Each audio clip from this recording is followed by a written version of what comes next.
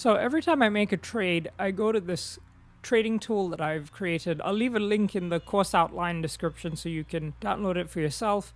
And I'll leave all these numbers here as a reference point if you're ever thinking about trading any of these particular coins. So let's look at the BNB example that's over here. So on the 10th of April, I bought BNB coin for 475. I bought one coin and it cost me this much. So this value over here is actually equal to this cell, coin quantity cell, multiplied by coin price cell, and you get that amount.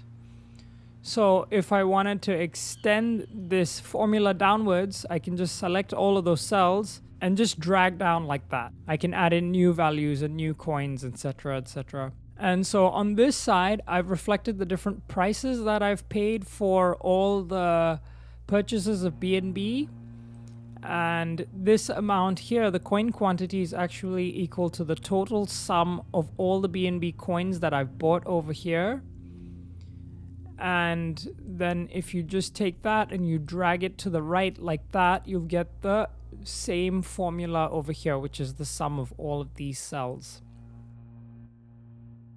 So basically, this one is successful trade. So whenever a successful trade comes in, and then over here, it shows the total number of coins that I have. So it's a sum of all of these cells over here.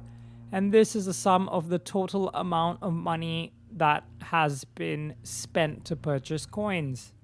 Similar total over here. This is the total number of coins, and this is the total amount of money that's been spent. So as we can see, these two numbers should always be the same. Now, before adding something to the successful trade though, it will go first here into attempted trade. So in the attempted trade, I will try to buy a coin for a certain price. Once the sale is successful, I will take the information and I will copy it over onto this successful trade section. Similarly, if I try to sell something, I will add the information here as necessary. And then I will actually remove it from this section over here.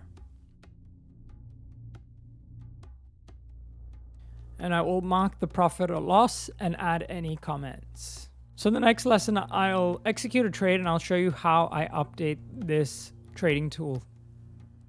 If you want to learn more about trading crypto, I'll leave a link in the description.